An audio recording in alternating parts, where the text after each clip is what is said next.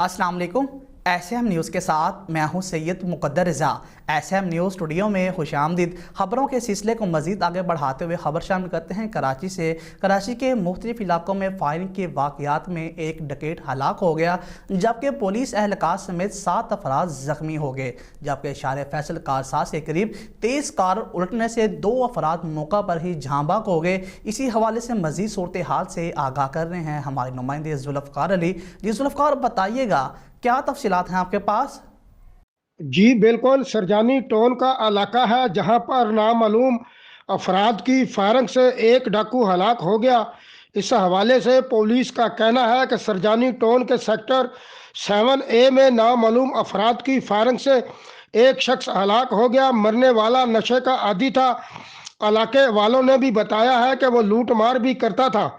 मलीर थाना सुखन के इलाके भैंस कॉलोनी में मबीना पुलिस मुकाबले के नतीजे में 3 अफराद जख्मी हो गए। पुलिस का कहना है कि भैंस कॉलोनी रोड नंबर 0 पर मबीना पुलिस मुकाबले के बाद 3 डाकू जख्मी हालत में गिरफ्तार कर लिए गए हैं।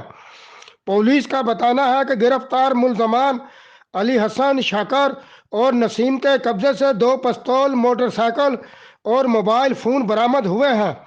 दो दरिया के मकाम पर नामालूम अफराद की फायरिंग से पुलिस एहलकार जख्मी हो गया। पुलिस के मुताबिक दो दरिया पार्किंग के करीब डिफेंस थाने में तैनात पुलिस एहलकार की विगो में सवार अफराद से तलक कलामी हुई, जो बढ़ते बढ़ते झगड़े तक जा पहुंची। विगो में सवार शख्स पुलिस एहलकार को गोली मारकर जख्मी करके फरार हो गया। आपको बताएं कि जख्मी एहलकार की हालत खतरे से बाहर है।